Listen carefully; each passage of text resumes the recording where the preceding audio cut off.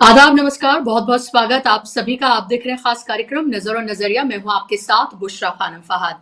आपको ये पता ही है कि जब जब भी बीजेपी घिरती है तो विदेशी साजिश को आगे करती है।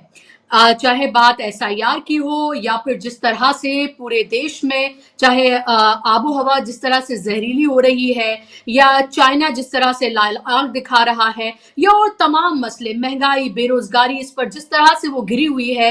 तो कभी राम मंदिर में ध्वजारोपण के लिए मोदी जी पहुंच जाते हैं, तो कभी प्रेस कॉन्फ्रेंस करके ये बताया जाता है कि राहुल गांधी दरअसल विदेशी साजिश कर रहे हैं और देश को बदनाम कर रहे हैं। कभी विदेश में जाकर वो देश को बदनाम करते हैं, तो जेनजी को भड़काकर वो देश को बदनाम करते हैं, तो कभी एसआईआर का मुद्दा उठाकर वो देश को बदनाम करते हैं। यानी कि जब भी आप कोई देश में हो रहे ज्वलंत मुद्दों को उठाएं तो आप देश विरोधी कहलाए जाएंगे, क्योंकि इन 2014 से लेकर अब तक 12 सालों में यही तो आपको बताया गया है कि मोदी मतलब देश, बीजेपी मतलब देश। यानी कि अगर आप उसके खिलाफ कोई बात करें या उनसे अगर आप सवाल करें तो आप देश के खिलाफ हैं और देश के खिलाफ आप साजिश रच रहे हैं।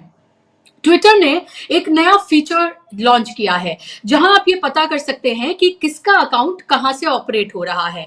और जो अकाउंट्स हैं, अगर वो वीपीएन से किसी ने कनेक्ट किए हुए हैं तो जाहिर सी बात है कि वहां पर जो कंट्री दिखाई जाएगी वो जरूरी नहीं है कि वहीं से ऑपरेट हो रही हो, और खुद ट्विटर ने इस बात को माना है। लेकिन बीजेपी तो बीजेपी ठहरी और संबित पात्रा तो संबित पात्रा ठहरे। संबित पात्रा ने इसको लेकर एक प्रेस कॉन्फ्रेंस कर दी। उस प्रेस कॉन्फ्रेंस में वो ये बता रहे हैं कि देखिए, जो लिबरल्स हैं, जो कांग्रेस के सपोर्टर्स हैं, जो कांग्रेस के नेता हैं, जो कांग्रेस के अलग अलग जो अकाउंट्स हैं, वो कैसे विदेश से ऑपरेट होते हैं और विदेशों में बैठकर देश के खिलाफ साजिश रची जा रही है।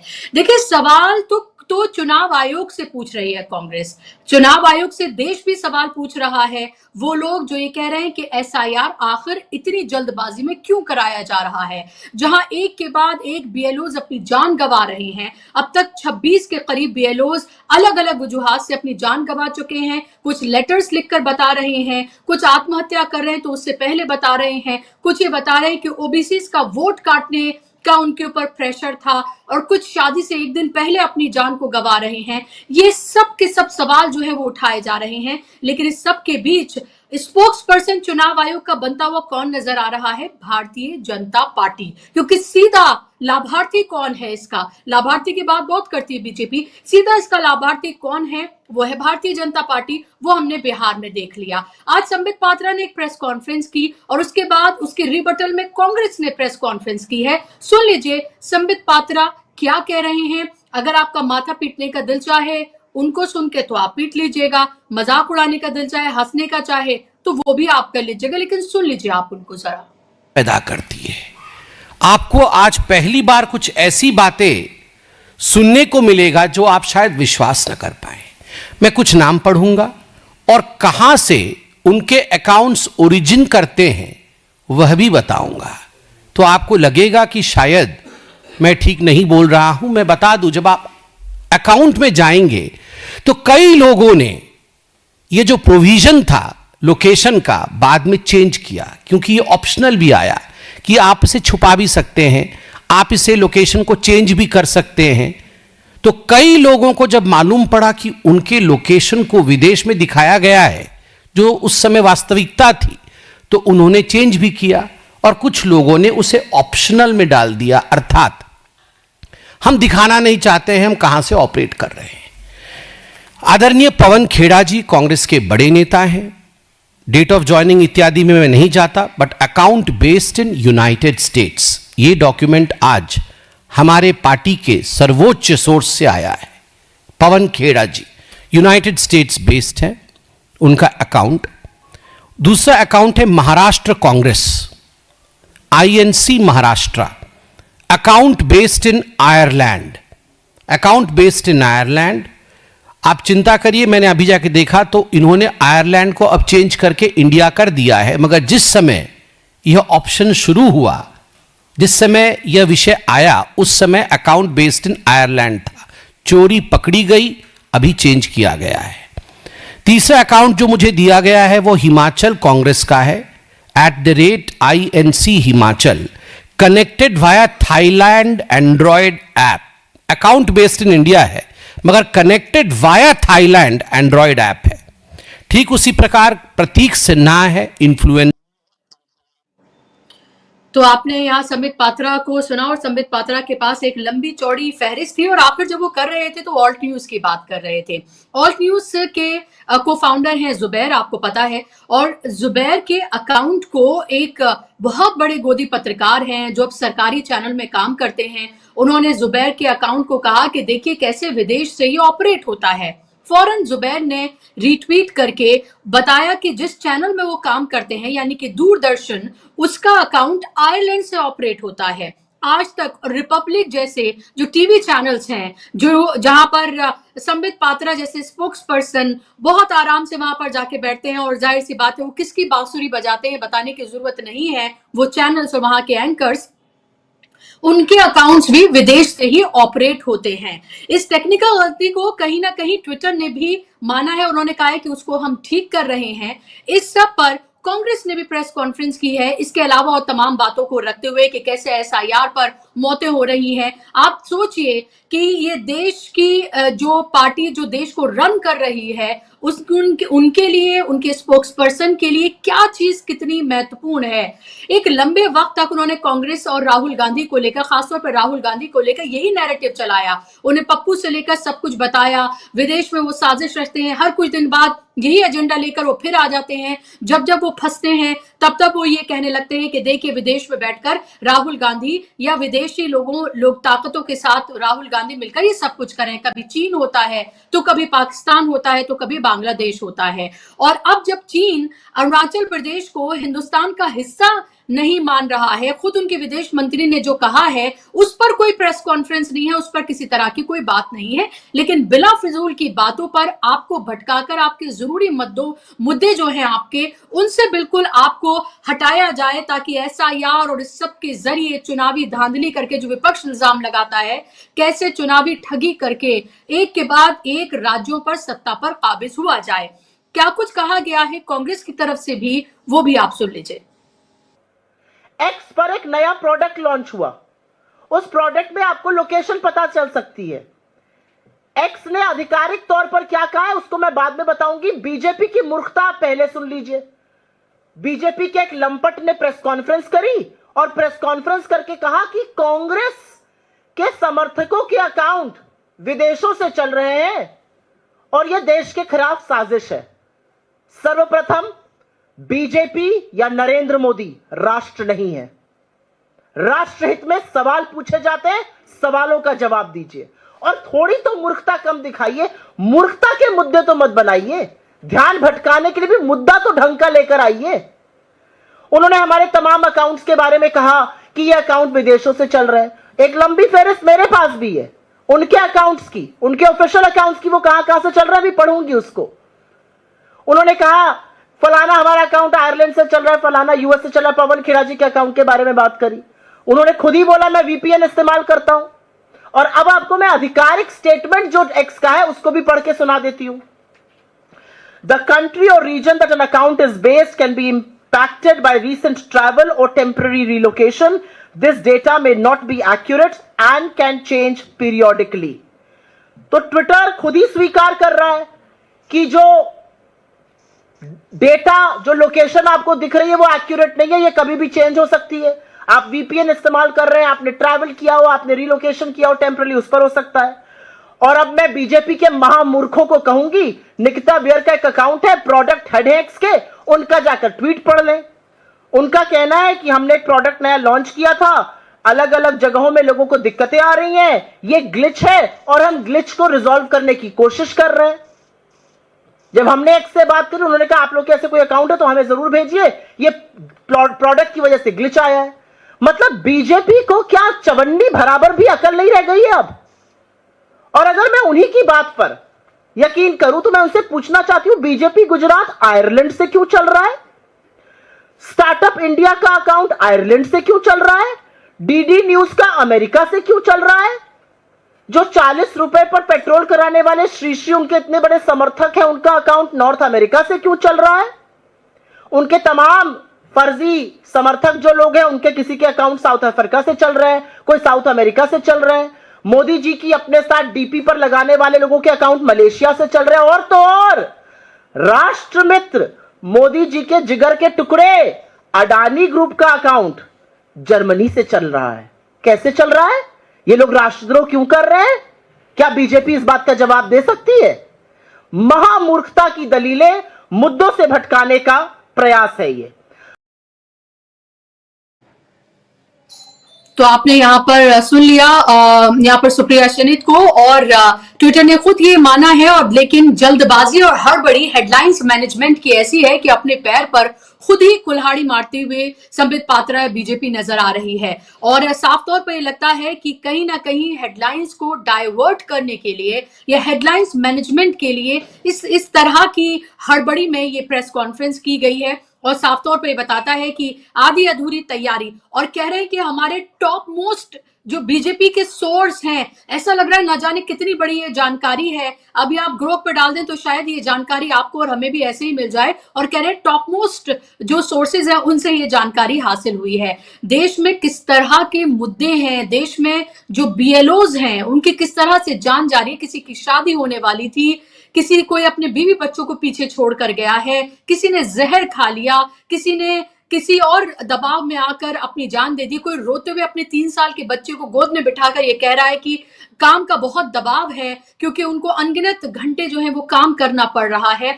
ये सब बीजेपी के लिए कोई मायने नहीं रखता है। वो एसआईआर की ढपली इस तरह से बजा रहे हैं और ये बताने की कोशिश कर रहे हैं कि ऑल इज वेल, और उसमें सहारा ले रहे हैं सुप्रीम कोर्ट का कि देखिए कोई भी शिकायतें वहां पर नहीं गई हैं। आज भी सुप्रीम कोर्ट में एसआईआर को लेकर सुनवाई हुई है और अब ये सुनवाई 2 दिसंबर को होनी है, ट्यूसडे को फिर से होनी है, जिसके साथ साथ केरला और दूसरे राज्यों के मामले भी उसके साथ साथ चल रहे हैं। लेकिन इसमें सबसे ज्यादा मलाई कौन खा रहा है ये किसी को बताने की जरूरत नहीं है, और इसीलिए चुनाव आयोग इतना इसको डिफेंड नहीं कर रहा जितनी बीजेपी इसको डिफेंड करती हुई नजर आ रही है। क्योंकि जाहिर सी बात है जो विपक्ष कह रहा है कि मिली जुली साठ गांठ है। इसी पर चर्चा करेंगे, इसी पर बात करेंगे। मेरे साथ 2 खास मेहमान जुड़ गए। स्क्रीन पर आप मेहमानों को ले आइए ताकि चर्चा का हम आगाज करें। मेरे साथ अरुण दीक्षित जी को देख सकते हैं आप, सीनियर जर्नलिस्ट हैं, दशकों का पत्रकारिता का उनका अनुभव है। अरुण जी बहुत स्वागत आपका कार्यक्रम में। मेरे साथ सिद्धार्थ जी हैं, इंडिपेंडेंट एनालिस्ट हैं। सिद्धार्थ जी बहुत स्वागत आपका कार्यक्रम में। अरुण जी मैं आपके पास आऊं, सिद्धार्थ जी से शुरुआत करूंगी। थोड़ी टेक्निकल जानकारी उनके पास थोड़ी ज्यादा रहती है, इसलिए उनसे मैं शुरुआत करूं, फिर आपके साथ इसके पॉलिटिकल एंगल के लिए आपके पास में आ रही हूँ। सिद्धार्थ जी, ये आज संबित पात्रा ने जो प्रेस कॉन्फ्रेंस की है, और उससे पहले आपको याद होगा कि जुबैर के अकाउंट को लेकर डीडी के जो करोड़ों की सैलरी पाने वाले एंकर हैं, उन्होंने भी इसी तरह से कुछ कहा था और वहीं पर उनकी पोल खुल गई थी। क्या अपने पैर पे खुद ही उन्होंने कुल्हाड़ी मार ली है? क्या ये हेडलाइंस मैनेजमेंट की कोई जल्दबाजी है और हर चीज में राहुल गांधी को खींच कर लेकर आना और हर बात में ये कहना कि देखिए विदेशी ताकतों के साथ मिले हुए हैं? ऐसा लगता है कि मोदी और बीजेपी अब देश हो चुके हैं और उनके अलावा जितनी भी तमाम विपक्षी पार्टियां हैं सब विदेशी ताकतों से मिली हुई हैं और देश को बदनाम कर रही हैं।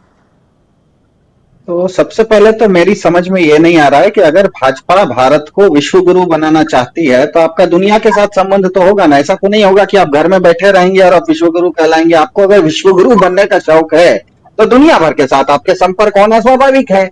तो अगर दुनिया भर के साथ संपर्क होना है तो भाजपा क्यों कहती है कि भारत के प्रधान जी आने के बाद, मोदी जी आने के बाद दुनिया भर में हमारा नाम हो गया क्योंकि मोदी जी 77 देशों में गए। तो विदेश यात्रा कोई भी करता है अगर गलत है, तो सबसे ज्यादा विदेश यात्रा तो पिछले 10 साल में भारत में हमारे प्रधान जी ने कर ली है। तो विदेश जाना अगर गलत है तो मुझे बताइए कि अगर दुनिया के साथ संपर्क रखना गलत है तो फिर आप विश्व गुरु कैसे बनेंगे? मतलब ऐसा है क्या कि आप घर में बैठे रहेंगे और आप घर में बैठे ही रहेंगे, घर से बाहर नहीं जाएंगे और दुनिया पूरा आपको विश्व गुरु बोलेगी? ऐसा तो हो नहीं सकता। तो सबसे पहली बात है कि इनका ये जो क्या कहते हैं विरोधाभास है, इनको खुद समझना होगा कि आप विश्व गुरु अपने आप को कहेंगे तो विदेशों के साथ संपर्क रखना पड़ेगा, तभी आप विश्व गुरु कहला सकते हैं। तो विदेशों के साथ संपर्क सब लोग रखेगा, कोई भी रखेगा, सारे लोग रख सकते हैं। भारत के प्रधान जी भी रख सकते हैं, भारत के ऑपोजिशन के लीडर भी रख सकते हैं, मैं और आप भी रख सकते हैं। कोई भी दुनिया के साथ संपर्क रखेगा, दुनिया में भारत का नाम ऊंचा होगा तो धीरे धीरे, आज नहीं तो कल 2047 में, नहीं तो 3050 में हम लोग विश्व गुरु बनेंगे। लेकिन विश्व गुरु बनने का सबसे पहला कंडीशन यह है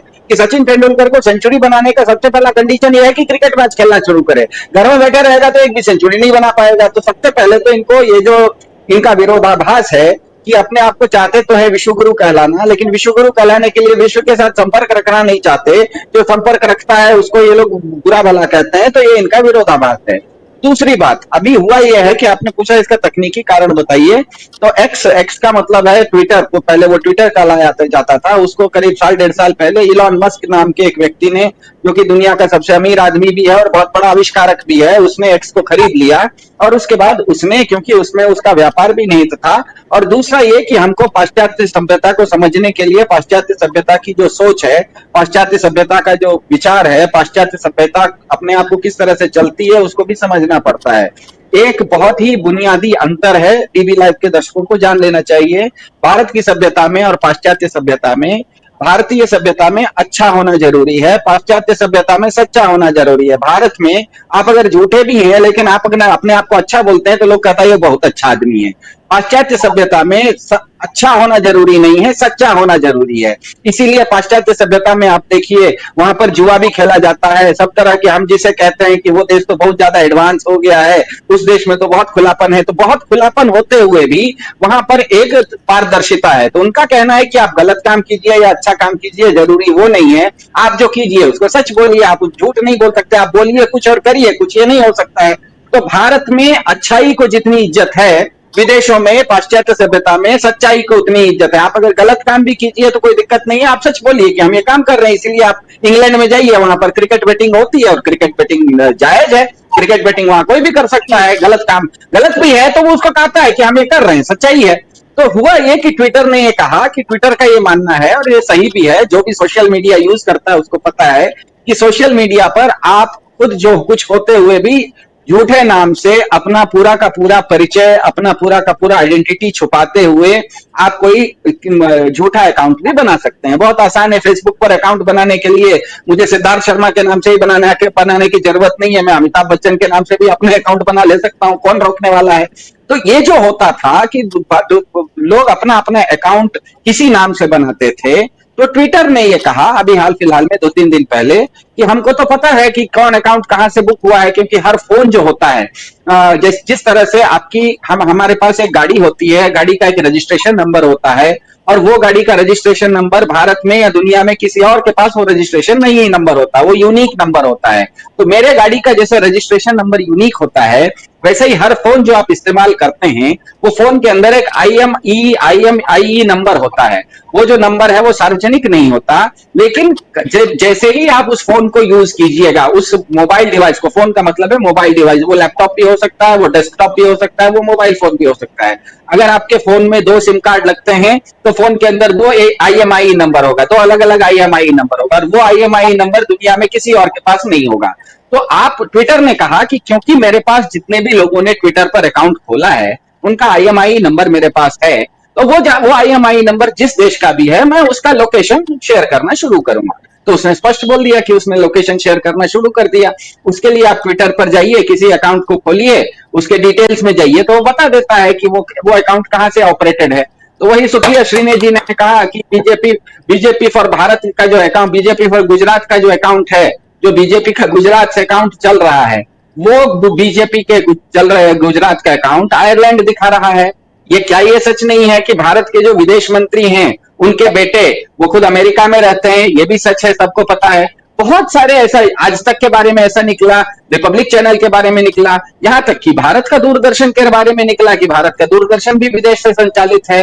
जब ये चीज बाहर आ गई तब जाके इन लोगों को समझ में आया, बीजेपी इकोसिस्टम को, कि यहाँ कुछ गड़बड़ हो गया है। तो उन्होंने उसमें से एक काट खोजा, उन्होंने काट खोज के बताया कि नहीं, कुछ लोग VPN यूज करते हैं, वर्चुअल प्राइवेट नेटवर्क, उसके चलते वो दिखा देता है कि वो वर्चुअल प्राइवेट नेटवर्क, मतलब होता यह है कि कुछ लोग, बड़ी बड़ी संस्थाएं हैं या बहुत बड़े सेलिब्रिटी हैं, उनको लगता है कि मेरा अकाउंट कहीं हैक ना हो जाए, कोई दूसरा आदमी आके मेरे अकाउंट को बंद ना कर दे, कोई इंपर्सनेशन नहीं हो जाए, मेरा अकाउंट हैक नहीं हो जाए। इसीलिए वो क्या करते हैं, सीधे अपने आप को ट्विटर या सोशल मीडिया से कनेक्ट करने के बदले वो क्या करते हैं कि VPN नेटवर्क को चूज करते हैं। VPN नेटवर्क मतलब वर्चुअल प्राइवेट नेटवर्क।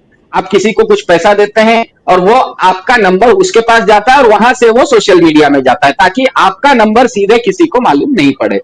तो कुछ संस्थाएं ऐसी हैं जो कि वीपीएन का इस्तेमाल करती है। ज्यादातर वीपीएन जो भी इस्तेमाल होते हैं वो भले नंबर भारत में हो लेकिन वीपीएन की संस्थाएं विदेश में भी हैं। तो बीजेपी ने ये कहना शुरू किया कि आप जो ये बता रहे हैं हमको कि हमारा अकाउंट आयरलैंड से संचालित है, वो आयरलैंड से संचालित नहीं है, हमने तो वीपीएन किया है। तो अब सवाल ये उठता है कि अगर आपने वीपीएन कर लिया तो वीपीएन देने वाली संस्थाएं, तो फिर वही राष्ट्रवाद का सवाल आता है कि वीपीएन तो भारत का बीएसएनएल भी वीपीएन देता है। तो आप जब भारत में वीपीएन बीएसएनएल देता है तो आप किसी आयरलैंड के वीपीएन कंपनी से काय के लिए बात किए हुए हैं? आप जर्मनी के किसी कंपनी से काय बात किए हुए हैं? आप अमेरिका, नॉर्थ अमेरिका की किसी कंपनी से वीपीएन क्यों खरीद रहे हैं? जो चीज आपके घर के नीचे सब्जी, आपके फ्लैट के नीचे सब्जी वाला है, सब्जी सस्ते में दे रहा है, तो आप 50 किलोमीटर दूर जाके महंगा सब्जी काय के लिए खरीद रहे हैं? तो इनकी राष्ट्रवादिता, क्योंकि इनका जो राष्ट्रवाद का जो एक झूठा नैरेटिव है संस्कृति के नाम पर, सीधी सीधी बात है, 10 साल में हम तो इतना समझ चुके हैं कि भाजपा कुछ नहीं करती है, संस्कृति के नाम पर गत वैभव की भव्यता का एक भ्रम फैलाती है कि भारत किसी समय सोने की चिड़िया थी, मेरे परदादा बहुत बड़े जमींदार थे। हाँ, मेरे परदादा बहुत बड़े जमींदार थे। मेरी स्थिति ऐसी है कि मैं बेंगलोर में एक भाड़े का फ्लैट लेना मेरे लिए मुश्किल हो गया है, तो मेरे परबाबा आके हो, जमींदार भले रहे हो, मेरे आज का वर्तमान मेरे परबाबा थोड़े में मुझे बचाने वाले हैं, मुझे तो अपने वर्तमान को खुद पड़ेगा। तो ऐसी स्थिति भाजपा क्या करती है, संस्कृति के नाम पर गत वैभव की भव्यता का जो भ्रम फैलाती है, उसके चलते बहुत लोग उसके भाव में आ जाते हैं। और ये जो भाजपा के प्रवक्ता का क्या कहते हैं प्रेस कॉन्फ्रेंस हमने देखा, वो केवल और केवल भाजपा के जो कुछ लोग हैं जिनकी समझ पूरी नहीं है, किसी विषय में पूरी समझ नहीं है, उनको वो बार बार ये बोलते आए हैं कि राहुल गांधी या फलाना, मतलब विपक्ष भारत में जितना भी है वो विदेश से संबंधित है, उनको खुश रखने के लिए एक झूठा नैरेटिव दे रहे हैं। और बहुत अच्छा हुआ कि कांग्रेस ने उसका जवाब दे दिया कि आप हमको जो बोल रहे हैं, आप जो हमको एक उंगली दिखा रहे हैं, 4 उंगली तो आपके ऊपर पहले से, आप खुद ही तो बीजेपी फॉर भारत आयरलैंड से चल रही है, आपका दूरदर्शन विदेश से चल रहा है, आपके अडानी जर्मनी से काम कर रहे हैं, आपका रिपब्लिक चैनल विदेश से काम कर रहा है। तो ये जो हुआ ये बहुत अच्छा हुआ, ये भाजपा के लिए, ये भाजपा असल में एक बहुत पुरानी कहावत है, जो कांच के घर में रहता है उसको दूसरों के घर पे पत्थर उतर नहीं मारना चाहिए। तो बीजेपी बहुत लंबे समय तक दूसरों पर पत्थर मार दी, अब उसका नंबर उसका लग गया है। धन्यवाद दीजिए इलॉन मस्क का धन्यवाद दीजिए कि वो अच्छाई को छोड़ दिया। वो कह रहा अच्छा बुरा छोड़ दो, सच्चा बनो, अच्छा बुरा भी रहो तो सच बोलो कि हमने ये बुरा काम किया, बोलो ना भाई कि हम ये काम करते हैं। तो मेरे ख्याल से ये जो भाजपा पिछले 10 साल से इस देश को एक गलतफहमी में डाली हुई थी कि अच्छा होना बहुत बहुत जरूरी है, अच्छा होना, इलॉन मस्क ने बता दिया कि सच्चा होना ज्यादा जरूरी है। और जैसे ही सच्चाई पर बात आ जाती है, भाजपा पूरी तरह से एक्सपोज हो जाती है। यही तो हुआ है। बिल्कुल बिल्कुल। और वो इस तरह से एक्सपोज हुई है, उसे लगा कि आज उसके हाथ में कुछ बम्पर लगा है, और उसने, जाहिर सी बात है कि फिर भी आपको पता ही है कि जो गोदी मीडिया है वो उस पर तमाम डिस्कशन जो है वो करेंगे ही, उनको मसाला देने के लिए सब कुछ किया जाता है ताकि जो असली खबरें हैं बीएलओज के मरने की और ये तमाम जो खबरें हैं वो किसी तरीके से इनको दबाया जा सके। क्योंकि ममता बनर्जी लगातार मोर्चा खोले हुए हैं, ममता बनर्जी लगातार एक के बाद एक रैली करके, सड़कों पे उतर के सीधे तौर पर चैलेंज कर रही है कि बीजेपी की वो नींव हिला देंगी। हालांकि उनके साथ भी एक समस्या ये है कि जब उनके ऊपर आकर पड़ती है तभी वो बाहर निकल कर आती हैं। बिहार में हमने देखा कि बहुत सारी इस तरह की जब समस्या आई तब वो वहां पर नहीं थी। अरुण जी, आप किस तरह से देख रहे हैं इन खबरों को, और जिस तरह से हमेशा ये कह दिया जाता है कि राहुल गांधी को हमेशा विदेशी ताकतों के साथ, कांग्रेस को विदेशी ताकतों के साथ मिलाना, और जो प्रेस कॉन्फ्रेंस की है, क्या आपको ये डेलिब्रेट एक तरह की साजिश या एफर्ट आपको लगता है कि कैसे जो असली मुद्दे हैं उनसे भटकाया जा सके? आपने वो देख ही लिया होगा अरुणाचल प्रदेश का पूरा मामला और वो सब कुछ, उस पर प्रेस कॉन्फ्रेंस नहीं की जाती, लेकिन एक गैर जरूरी मुद्दे पर और जहां बीएलओ की जंग है उस पर प्रेस कॉन्फ्रेंस नहीं की जाएगी, लेकिन इन तमाम इश्यूज पर की जाती है। कैसे आप इन सबको कैसे देख रहे हैं, और इस सब के बीच देश को और समाज को भी कहां जाता देख रहे हैं? बुशरा जी, सबसे अहम और हास्यास्पद बात यह है कि एक जो जैसा सुप्रिया श्रीनाथ ने कहा, एक महामूर्ख ने सबको काम पे लगा दिया। हम भी वही बात करने बैठे हैं कि ये क्या कर रहे हैं। दरअसल सिर्फ और सिर्फ मुख्य मुद्दों से ध्यान भटकाना बीजेपी का असली मकसद है। अगर एक्स से इतनी तकलीफ है तो एक्स तो बाहर की कंपनी है, एक्स भारत का नहीं है, तो एक्स पूरे देश में क्यों है? बंद कर दो, बात खत्म हो जाएगी। एक्स तो चलता है दूसरे देश से, तो उस पर बात करना क्यों जरूरी हो गया? क्यों? अच्छा एक बात और बताइए, इसके लिए संबित पात्रा ही क्यों चुने गए? क्योंकि जानते हैं कोई उनको इससे पहले कोई सीरियसली नहीं लेता था, लेकिन गोदी मीडिया को लेना है, और जब गोदी मीडिया को लेना है और कांग्रेस इन्वॉल्व है तो बात सबको करनी पड़ेगी। मूल बात आप ये समझिए कि आज बड़ा मुद्दा क्या है। बीएलओज भारत के अंदर बड़ा मुद्दा है, लेकिन दुनिया के सामने मुद्दा है कि अरुणाचल की हमारी एक बेटी चीन में 18 घंटे एक तरह से कैद में रही, उन्होंने परेशान किया और कहा अरुणाचल हमारा हिस्सा है। अब इस पर नरेंद्र मोदी एंड कंपनी का मुंह कैसे सिल गया? ऐसा लगता है सूजा डाल के किसी ने बोरे की तरह सिल दिया, जो कोई नहीं बोला है, किसी ने कोई बात नहीं की है। आज सबसे बड़ा मुद्दा है। मैं कहता हूं कि ऐसे संबित पात्रा जैसे मूर्खों को, उनको मूर्ख इसलिए कह रहा हूं कि संसद के सदस्य होते हुए भी, खुद अपने आप को पढ़े लिखे डॉक्टर होते हुए भी उन्हें यह नहीं समझ में आता कि एक सामान्य सी बात है। लेकिन चूंकि उनका एजेंडा था, उन्हें टास्क दिया गया था, आप जाइए, उस टास्क पे कौन नाचने वाला है? गोदी मीडिया। सब नाचेंगे और नाच रहे हैं, सब पर सवाल उठा रहे हैं। वो भूल जा रहे हैं कि उनके अकाउंट कहां से चल रहे हैं। सबसे बड़ी बात यह है कि बात आज पूरे देश में होनी चाहिए थी, अरुणाचल की लड़की को चीन ने कैसे रोका, कैसे उसे टॉर्चर किया, क्यों किया? देश का प्रधानमंत्री इस पर सवाल का जवाब दे कि हमारी बेटी कैसे रोकी गई। अब तो किरण रिजिजू भी नहीं बोले भी नहीं बोलते, मुझे उनके लिए कोई सम्मान नहीं है। क्यों नहीं बोला? क्योंकि वो चुनाव आयोग का वकील बन जाता है, वो दूसरे मुद्दों पे खड़ा हो जाता है। लेकिन जहां उनको बात करनी चाहिए वो सारी बात जो है वो नहीं करते हैं, और जहां नहीं करनी चाहिए वहां सारी बातें करते हैं। अब आप देखिए, आपने कहा था इलेक्शन कमीशन के स्पोक्स पर्सन कौन बनते हैं? इलेक्शन कमीशन पूरे, जिस तरह से महिलाएं पुरुष सरकारी कर्मचारी आत्महत्या कर रहे हैं, मर रहे हैं, उन पर आज पूरे देश में व्यापक बहस होनी चाहिए। हम कहते हैं हमारे कानून, संविधान में और कानून का मोटो यह है कि 100 दोषी बच जाए लेकिन एक निर्दोष नहीं बचना चाहिए। ये हमारा मूल सिद्धांत है। और आज हो क्या रहा है? आज ये हो रहा है कि आप सबको फंसा रहे हैं, चौतरफा जो करना है करेंगे, सुनेंगे किसी की नहीं। इन बच्चों की, इन कर्मचारियों की जान जा रही है। ऐसी एसआईआर की अभी जहां चुनाव नहीं, वहां जरूरत क्या है? बात इस पे करो। नहीं, चुनाव आयोग को तो टास्क दिया गया। देखिए, एक सुनियोजित ढंग से नरेंद्र मोदी ने पहले संविधान का वो धारा में संशोधन किया, इनको अभयदान दिया कि आप पर कोई कुछ नहीं करेगा, आप मनमानी करो। उसके बाद भारत का चुनाव आयोग भारतीय जनता पार्टी का एक मोर्चा बन गया, और उसके बाद आप देखिए जब भी कोई बात होती है बीजेपी के तमाम नेता कूद के चुनाव आयोग को संरक्षण देते हैं, उसकी मदद करते हैं। और इससे आगे देखिए आप, चुनाव आयुक्त भी ऐसे, मुख्य चुनाव आयुक्त ज्ञानेश कुमार की वो प्रेस कॉन्फ्रेंस याद कीजिए जिसमें वो जय भीम जय भारत कर रहे थे। तो ये जो चीज है जिस पर हमें बात करनी, आज सबसे बड़ी जरूरत है कि वो अरुणाचल की उस बेटी पर हम बात करें। आज सबसे बड़ी जरूरत है कि जो रोज बीएलओ मर रहे हैं हम उस पर बात करें।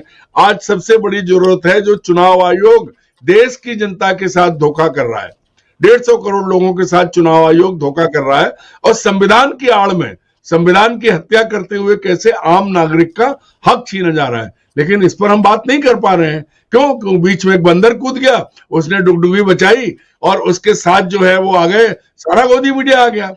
अब अगर एक एक को देखिए, अब मैं नहीं देखता हूं, आप जरा देखिएगा, सारे चैनल्स में यही चलेगा, कांग्रेस के अकाउंट, एक्स अकाउंट विदेश से चल रहे हैं, और पूरा 24 घंटे चलते रहेंगे, तरह तरह के ट्वीट आ जाएंगे। वो 2 रुपए वाला ट्वीट जो है वो लगातार व्हाट्सएप पर और उस पर सब पे चलेगा। मूल बात यह है कि एक सुनियोजित साजिश, सोची समझी रणनीति, सोची समझी साजिश, जिसके तहत हम और आप गंभीर मुद्दों पे बात ना कर पाए। ये एक बीजेपी की नहीं, बीजेपी तो बहुत अच्छी पार्टी थी, लेकिन ये जो गुजरात बीजेपी है जो मोदी और शाह की बीजेपी है, इनमें विचार तो खत्म हो गया है। पहले भारतीय जनता पार्टी की डिफरेंस क्या थी? अटल जी, अडवाणी जी, जोशी जी, सिकंदर बख्श जी, जसवंत सिंह जी, संयोग से मैंने सबको व्यक्तिगत रूप से देखा है, जानता रहा हूं। वो लोग विचार विमर्श और आपस में बातचीत करते थे। यहाँ कोई विचार विमर्श तो है नहीं। रंगा ने कहा, बिल्ला ने किया। लगता है कि व्हाट्सएप यूनिवर्सिटी में इसको फैलाने के लिए ये सब कुछ किया गया है, क्योंकि उनको ये लगता है कि जो उनका एक भक्त वर्ग है या उनका जो वोटर है, जो बातें चाहे गांधी को लेकर, किसी को लेकर भी जो फैलाई जाती हैं, जो भेजी जाती हैं, उन पर यकीन करके उन्हीं पर विश्वास करता है और उन्हीं के बारे में बात करता है। तो उनको ये लग रहा है कि देखिए, वोट चोरी एक ऐसा मुद्दा है जो घर घर पहुंच रहा है। जो बीएलओस की मौत है, ये तमाम चीजें घर घर पहुंच रही हैं, क्योंकि प्रेस कॉन्फ्रेंस की शुरुआत ही एसआईआर से की गई कि देखिए एसआईआर और वोट चोरी जो है, इस पर कैसे विदेशी अकाउंट जो है उनका सहारा लिया जा रहा है, विदेशी साजिश जो है वो की जा रही है, और इन्फ्लुएंसर जो है वो विदेश से एक तरह से कांग्रेस को वो या राहुल गांधी को वो एक तरह से सपोर्ट कर रहे हैं। कोई कहीं बैठा है, कोई कहीं बैठा है। तो आपको लगता है कि ये कुछ ना कुछ सोचकर तो किया ही जाता है ये?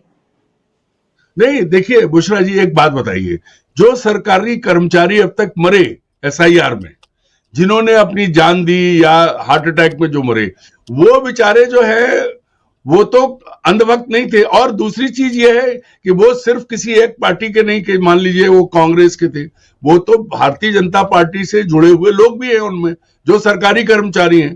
तो एक नैरेटिव बना के और चीजों से ध्यान हटाना, ये उनका, जब जब ये घिरते हैं तब ये वही काम करते हैं।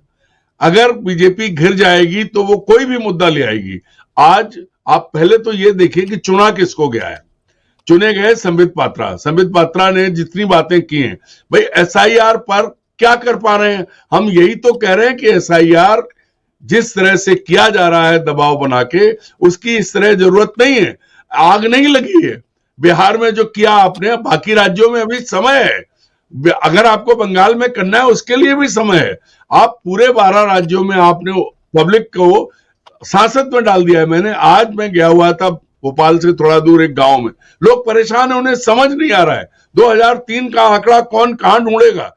बीएलओ अगर समझदार है तो बताता है, जो नए लड़के सरकारी कर्मचारी उनको खुद नहीं मिल पा रहा है।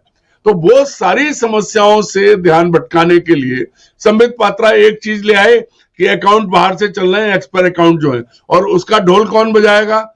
उसका ढोल बजाएंगे अर्णब गोस्वामी से लेके पूरी गोदिया टीम, मोदिया टीम नहीं, गोदिया टीम है, तो गोदी टीम नाचेगी और वो टीम उन मुद्दों पर बात करेगी जिन मुद्दों की आज हमें जरूरत ही नहीं है। मुद्दे में एक्स कोई बात करे, कैसे भी करे, एक्स आपके हाथ में भी है और हमारे हाथ में भी है। तो फिर एक्स में क्या कर रहे हैं हम लोग? एक्स पर कोई भी गलत जानकारी देगा, एक्स तत्काल कार्रवाई करता है। लेकिन ये जो झूठ का सहारा लेके एक्स के कंधे पे बंदूक रखी, अब जवाब दें, सुप्रिया ने पूछे वही जवाब दें। लेकिन असल चीज ये है ना कि हम लोग पूछ रहे हैं और कितना मीडिया पूछ रहा है। जो सवाल आज आपने अपनी बात शुरू करते वक्त उठाए, बताइए किसने बात की कि हमारी बेटी, अरुणाचल की बेटी चीन में किस तरह परेशान हुई? और ये एक भारत की अस्मिता का सवाल है। ये राष्ट्रवादी राष्ट्र पहले बात कर रहे हैं, तो या तो कह दें कि अरुणाचल हमारा हिस्सा नहीं है, जैसे लद्दाख में मुंह बंद है वैसे अरुणाचल पे मुंह बंद है। और ऐसा ना हो कि किसी दिन चीन जो है उसका तो मूल काम ही विस्तार है, तिब्बत को खा गया, चारों तरफ बढ़ रहा है, आपने लद्दाख में उसे घुसने दिया है। हम और आप तो बात करते हैं, बाकी क्या आपने किसी अंधभक्त या किसी भाजपाई नेता से लद्दाख की बात सुनी? लद्दाख का बेटा जिसने मुद्दा उठाया, जो लाया, सोनम वांगचुक एनएसए में जेल में पड़ा है। वो यही कह रहा था, आप तो वो बात ना उठे, उस पर कोई बात ना करे, सोनम वांगचुक पे हम और आप बात करने लगे तो कल को ये होगा कि हम लोग देशद्रोही हैं, एनएसए लग सकता है। तो ये जो मुख्य मुद्दे हैं, जो जनहित के मुद्दे हैं, जिनसे जनता जुड़ी हुई है, उन मुद्दों पर बात नहीं करना चाहते। इनके लिए मुद्दा क्या आता है?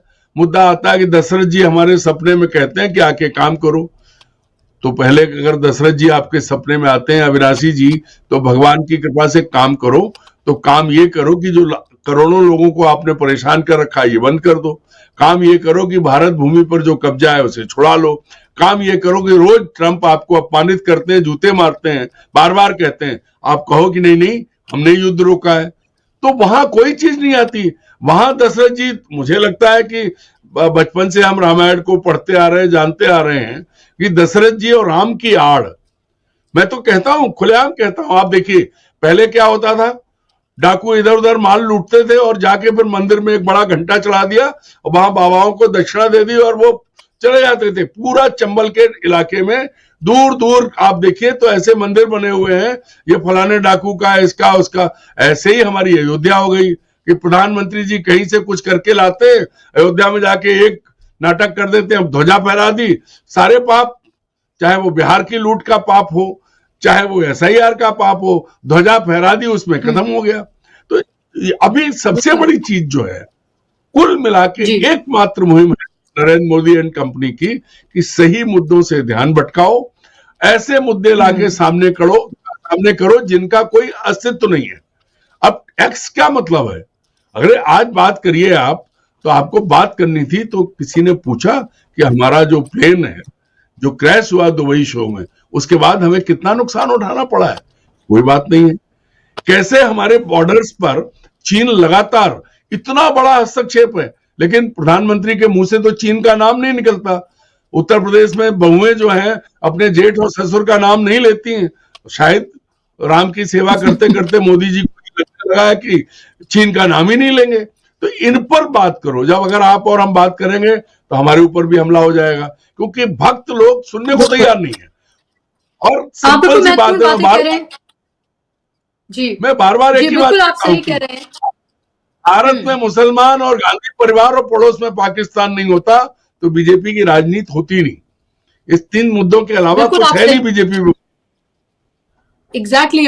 और अगर जब हम चुनावी जब मुद्दों की बात करते हैं तब भी वहां पर क्या होता है, अभी भी आप ये देखिए कि SIR के नाम पर घुसपैठी यानी बांग्लादेशी यानी कि मुसलमान, रोहिंग्या यानी कि मुसलमान, यही तो बात की जा रही है। और ये कहा जा रहा है कि देखिए कैसे पश्चिम बंगाल में मुसलमानों की आबादी जो है वो लगातार बढ़ी है। ये कहा जा रहा है कि कई जिले तो मुसलमान मेजॉरिटी वाले वहां पर हो गए हैं और लगातार वहां पर मुसलमान आबादी का विस्तार हो रहा है। ये कहा जा रहा है कि रोहिंग्या बांग्लादेश जो है, क्योंकि वहां से सीमाएं सटी हुई हैं, वहां पर लगातार हो रहे हैं, उन्होंने अपने आधार कार्ड बनवा लिए हैं, वो वोटर्स हैं और इसलिए सब कुछ किया जा रहा है। सवाल ये उठ रहा है कि बिहार में कितने घुसपैठिए पकड़े गए, क्या उनकी लिस्ट जारी की गई? और अगर ऐसा है तो फिर सवाल तो अमित शाह और मोदी जी से पूछा जाना चाहिए कि आप तो 12 साल से हैं और 12 साल से फिर आप क्या कर रहे थे? बिहार में तो आप ही की सरकार थी, डबल इंजन की सरकार, और पश्चिम बंगाल में ममता बनर्जी की सरकार से ही, लेकिन केंद्र में तो आपकी सरकार है, बॉर्डर की सिक्योरिटी तो केंद्र सरकार देखती है। तो फिर आप क्या कर रहे थे? अगर इतने ही बड़े पैमाने पर ये सब कुछ हो रहा था, आप आंख मूंद कर खड़े थे?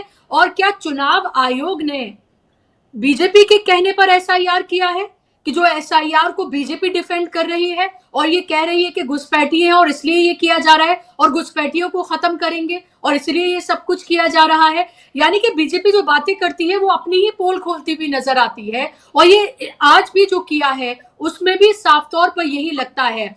सिद्धार्थ जी, क्या ये पश्चिम बंगाल का जिस तरह से जो मुद्दा उठाया जा रहा है और ममता बनर्जी जिस तरह से आक्रामक हुई भी हैं, क्या इस सब के बीच ये मुद्दा लाकर इसको डाइवर्ट करने की क्या आपको एक कोशिश लगती है? और क्या ये साफ तौर पर नहीं लगता कि बीजेपी घिरी हुई है?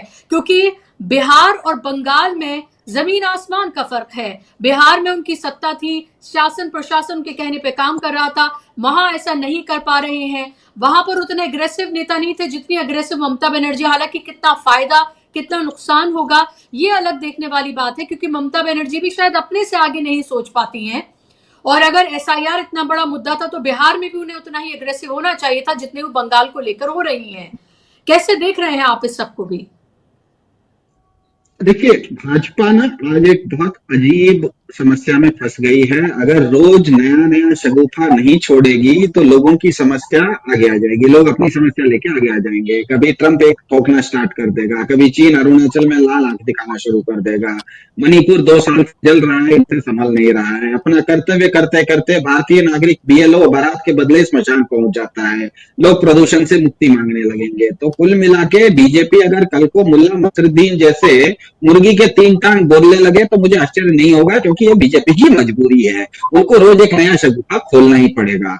होता यह है कि धूर्त तंत्र शरीफ नागरिकों को कर्तव्य का उपदेश देते हुए खुद के अधिकार बढ़ाता चला जाता है। संक्षेप इतना ही है, जो भी तंत्र धूर्त होता है वो एक तंत्र हमेशा धूर्त होता है, नागरिक हमेशा शरीफ होता है। तो धूर्त तंत्र जो है वो शरीफ नागरिकों को कर्तव्य का उपदेश देते रहता है ताकि उसको खुद के अधिकार बढ़ते चले जाए। बिहार के नौजवान को आप रील बनाने का प्रवचन देते हैं, लेकिन जय शाह को तो आप आईसीसी का सिंहासन दे देते हैं, वो भी तो एक नौजवान है। जय शाह को क्यों नहीं बोला भैया कि तुम रील बना दो, और बिहार के किसी लोगों को क्यों नहीं बोला कि परसों इनको 2030 का कॉमनवेल्थ गेम्स होना था तो वो गुजरात के अहमदाबाद ही क्यों नहीं चला, क्यों चला गया? भाई बिहार में कॉमनवेल्थ गेम्स करवा देते, क्या दिक्कत था?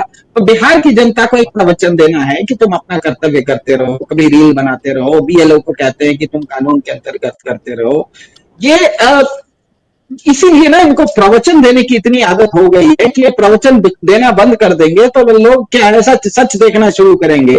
इसीलिए लोग की आंख पर संस्कृति की पट्टी बांधना गांधारी की तरह इनकी एक मजबूरी हो गई है, क्योंकि अगर वो करना बंद कर देंगे तो सही में लोगों की 50 समस्याएं। इस देश के 140 करोड़ नागरिक हैं। एक नागरिक अगर बहुत साधारण सी बात पूछे कि भारत में कानून बड़ा है या संविधान, संविधान बड़ा होता है, संविधान के अंतर्गत कानून बनता है। क्योंकि अगर कानून ही सबसे बड़ा होता तो भारत में एक इन लोगों ने कानून लाया था जिसका नाम था इलेक्ट्रल बॉन्ड।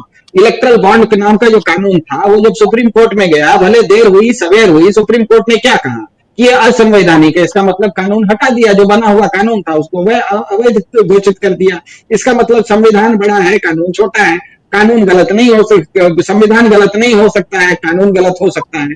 अब मुझे बताइए, ये सब बीएलओ के ऊपर जो दबाव लाया जा रहा है, उनको उनके ऊपर जो एफआईआर की जा रही है, उनको ऊपर एफआईआर करते समय रिप्रेजेंटेशन ऑफ पीपल्स एक्ट को वहां पर कोई एक कानून के आधार पर, कोई एक कानून के तहत उनके ऊपर आप क्या कर रहे हैं, एफआईआर कर रहे हैं कि तुम मेरा काम नहीं कर रहे हो। और बेचारा बीएलओ आप कानून की हुक्म की तामील करते करते बेचारा शहीद हो जा रहा है, वो बारात में जाने के बदले स्मशान पहुंच रहा है।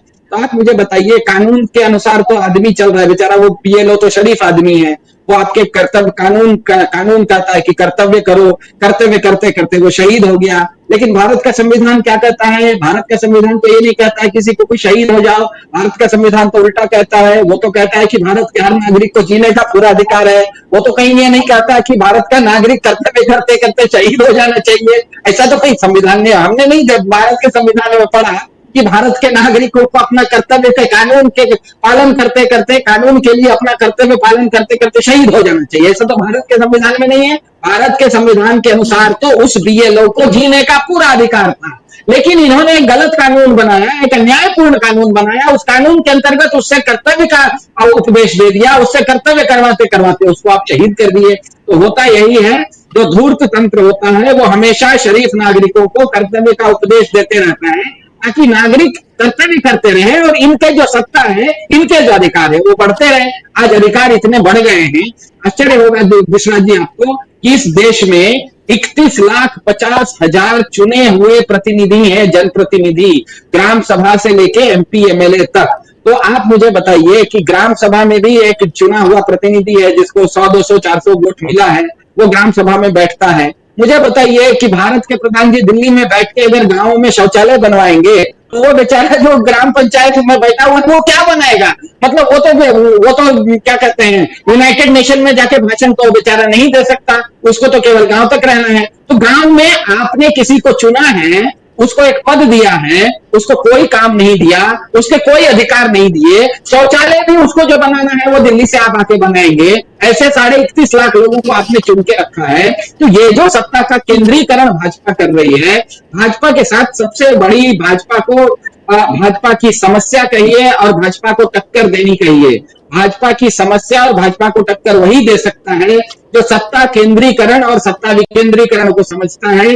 भाजपा सत्ता केंद्रीकरण की तरफ झुकी हुई है, जो भी सत्ता विकेंद्रीकरण की तरफ झुकेगा वो भाजपा को ज्यादा मजबूत टक्कर देता है। इसीलिए आप देखते हैं कि बिहार में एसआईआर करना जितना आसान होता है, उतना आसान बंगाल में, जहां पर एक क्षेत्रीय दल है, उसके सामने एसआईआर करना उतना आसान नहीं होता। उतना आसान तमिलनाडु में करना नहीं होता, उतना आसान केरल में करना नहीं होता। इस हद तक नहीं होता है कि आजकल सुप्रीम कोर्ट में जब ये एसआईआर का मामला गया, जबकि एसआईआर का एक केस तो सुप्रीम कोर्ट में पहले से लंबित है, उसके बाद क्या कहते हैं, तमिलनाडु ने एक केस किया, केरल ने एक केस किया, बंगाल ने एक केस किया। सुप्रीम कोर्ट इन तीनों केसों को पहले वाले केस के साथ जोड़ सकता था, लेकिन सुप्रीम कोर्ट की भी हिम्मत नहीं हुई। उसने कहा पहला वाला केस अलग चलेगा, तमिलनाडु का केस अलग सुनेंगे, केरल का केस अलग सुनेंगे, और तमिलनाडु का केस अलग सुनेंगे, और बंगाल का केस अलग सुनेंगे। इसका मतलब क्या है, जहां पर भी सत्ता का विकेंद्रीकरण होता है, क्षेत्रीय दल मजबूत होते हैं, उनकी आवाज इतनी मजबूत होती है और वो संविधान सम्मत होती है, क्योंकि भारत का संविधान का पहली धारा ही शुरू होती है भारत राज्यों का संघ है, तो राज्य सबसे मजबूत इकाई होते हैं। भारत के संविधान के अनुसार सबसे मजबूत इकाई राज्य सरकारें होती है, राज्य होते हैं। भारत के संविधान की 7वीं अनुसूची में भी आप पढ़िए तो 66 काम ऐसे हैं जो कि राज्यों के जिम्मे है, वो काम दूसरा नहीं कर सकता है।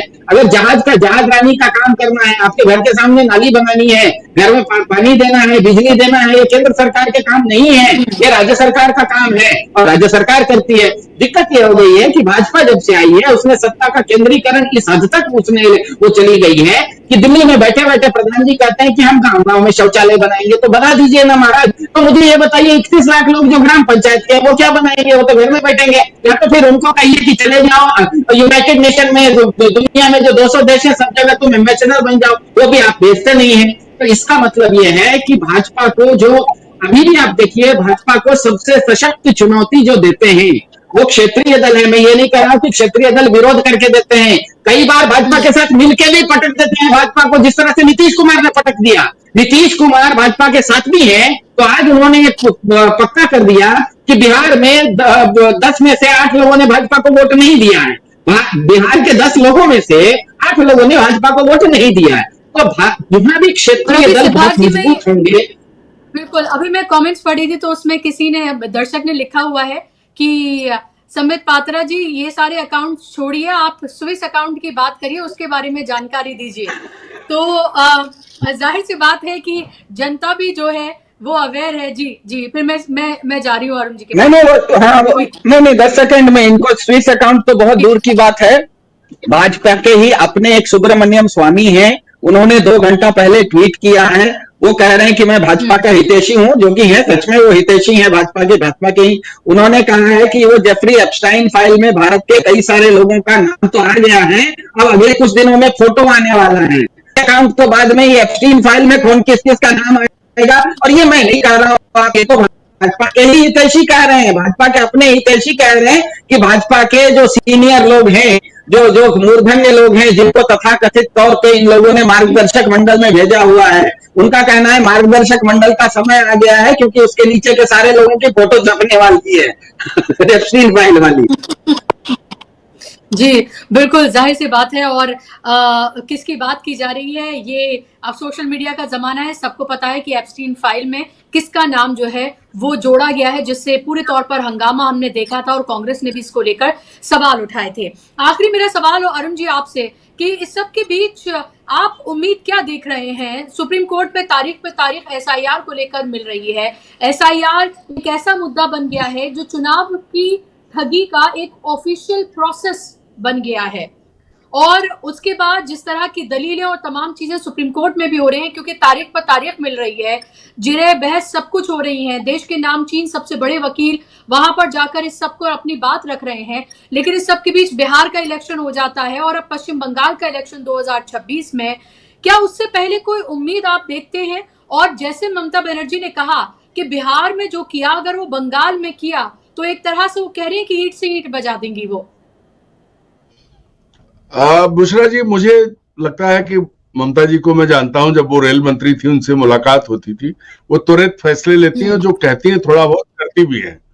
लेकिन जो सबसे बड़ी चीज है, सबसे बड़ी चीज जो आपने कहा कि होगा क्या और क्या रास्ता है, तो देखिए, अगर हमारा सुप्रीम कोर्ट ईमानदारी से काम कर रहा होता तो बिहार चुनाव के दौरान इतनी आपाधापी में एसआईआर नहीं होती। क्यों तारीख पे तारीख सुप्रीम कोर्ट देता रहा, या तो एसआईआर रोक देता या चुनाव रोक देता, नहीं रोका गया। अब फिर तारीखें आ रही हैं, अब 2 दिसंबर की सुनवाई है। तो अब जो सुप्रीम कोर्ट, नया सुप्रीम कोर्ट है, देखिए चंद्रचूड़ जी ने कितना निराश किया, गवई साहब उससे आगे कर गए। अब जो आए हैं उनके बारे में और अब आप क्या बात करें, वो तो घोषित है। तो अब उम्मीद की किरण अगर कुछ है तो इस देश के आम आदमी से ही है। उसको खड़ा होना पड़ेगा। जो भक्त हैं, जो अंधभक्त हैं और जो विरोधी हैं, उनके बीच में से उन लोगों को सामने आना पड़ेगा जो ये मानते हैं कि ये देश हमारा है और हमें इसे बचा के रखना है। क्योंकि देखिए, भाजपा और नरेंद्र मोदी और मोहन भागवत, इनका एक ही एजेंडा है, देश को, भारत को हिंदू राष्ट्र घोषित करना, और वही चीजें चली आ रही हैं। तो हिंदू राष्ट्र की परिभाषा में मणिपुर जला, पहले कितने दिन जला, लगातार जला, क्योंकि वहां मैती और ट्राइबल्स के बीच, ट्राइबल चूंकि वो ईसाई धर्म को फॉलो करते हैं, उनके बीच झगड़ा था, जलता रहा, कोई फर्क नहीं है। कितने महिलाओं को निर्वस्त्र किया गया, उनके साथ बलात्कार किए गए, हत्याएं सामूहिक हुई, गांव के गांव जले, लेकिन प्रधानमंत्री के मुंह में जबान नहीं आई, उनके वो मायने नहीं रखता है। अब इतना छोटा सा राज्य है, क्यों? क्योंकि एजेंडा वही था। बाकी पूरे उत्तर प्रदेश ले लीजिए, 2 पैन कार्ड रखने में हमारे आजम खां फिर जेल में हैं, और बहुत सारे भाजपाई पहले नाम आए, किसी एक का नाम क्या लें। तो लगातार जो भेदभाव हो रहा है, लगातार जो मनमानी हो रही है, और इसकी आड़ लेके एक ही चीज कही जा रही है, क्योंकि हमको तो हिंदू राष्ट्र बनाना है, हमको तो मुसलमानों को बाहर करना है। तो इसके बाद हिंदू राष्ट्र बनाते हुए क्या आप अरुणाचल चीन को दे देंगे, लद्दाख दे देंगे, क्या क्या देंगे, कौन कौन सी कुर्बानी देंगे? भारत की, देखिए बहुत गंभीर मामला है बुशरा जी, भारत की फौज में जो कभी नहीं होता था वो अब हुआ है। कि कैसे विभाजन है अंदर, ये सरफेस पे अभी नहीं आ रहा है, लेकिन बहुत खराब स्थिति है। जूनियर, सीनियर और घुमा इस तरह के लोगों को आगे लाया गया, और अफसरों के जो बयान है, भारत के बड़े सैन्य अधिकारी जो बयान दे रहे हैं, वो एक घुटे हुए, मजे हुए भाजपा नेता की तरह बोल रहे हैं। तो ये जो चीजें बता रही हैं किधर रहे हैं, और इनके लिए तभी कुछ हो सकता है जब अरुण दीक्षित और सिद्धार्थ जी जैसे, अब हम लोग उम्र दराज हो चुके हैं, लेकिन हमको भी उतर के ये सोच के आना पड़ेगा कि देश बचाना है। अगली पीढ़ियां कहां जाएंगी? अगर इनकी चली तो हिंदू राष्ट्र बने ना बने, लेकिन ये देश फिर टुकड़ों में हो जाएगा, जैसा राजे महाराजे के जमानों में होता, 1 राज्य 2 राज्य 3 राज्य। बाद में मुगलों ने अटैक, मुगलों को कौन लाया सब जानते हैं, आज इनके वो हैं। आज आप क्या कर रहे हैं? अरुणाचल पर अटैक, आप चुप। बांग्लादेश आपकी ऐसी तैसी कर रहा है, और आप शरण आपने दे रखी है, आपने शरण दी, आपने क्या हासिल क्या किया? राजनीतिक रूप से दुनिया में जो है डिप्लोमेटिक लेवल पे आपने क्या हासिल किया? आपको मिला क्या है बांग्लादेश से? आप देखिए कैसे दिखा रहे हैं नजर, लेकिन कोई वो नहीं है, आप मुंह से बोल नहीं सकते कितना बड़ा बांग्लादेश है। ठीक वैसी स्थिति हो रही है चारों तरफ। लक्षद्वीप तो इतना छोटा है, मालदीव इतना छोटा है, वहां से भी आपके खिलाफ पैसे आप दे दो, लेकिन उनकी मित्रता, उनकी लॉयल्टी आपके साथ नहीं है। ये कब हुआ है? ये 10-12 साल में हुआ है।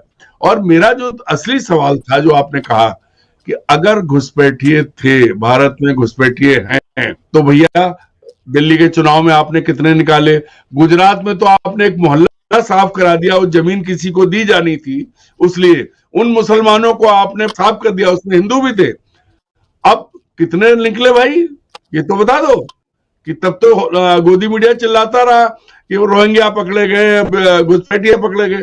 बिहार में बता दो, एक भी घुसपैठिया अगर निकल आया हो तो देश को बताओ कि ये घुसपैठिया आया था।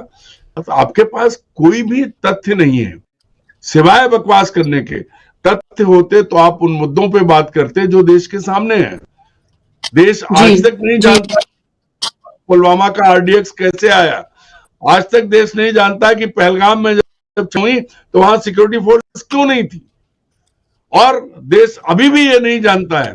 दुनिया ये कह रही है, अमेरिकन रिपोर्ट आई है कि भारत को ज्यादा नुकसान हुआ है। और देश को अभी भी ये नहीं मालूम है कि ट्रंप ने चुनाव लड़ाई रुकवाई है कि हमने पीछे हटे हम लोग। क्या हुआ है, ट्रंप बार बार कह रहे हैं।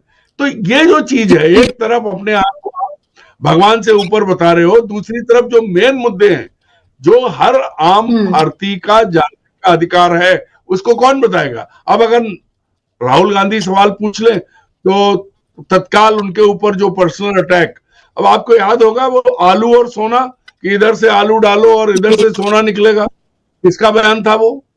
मैं चूंकि फर्रुखाबाद जिले से आता हूं, हमारे यहाँ आलू सबसे ज्यादा पैदावार होती है, और मैं 65 साल का हो गया, मैं सुनते सुनते कि हमारे यहाँ आलू के आधार पर कारखाने लगेंगे, आज तक नहीं लगे।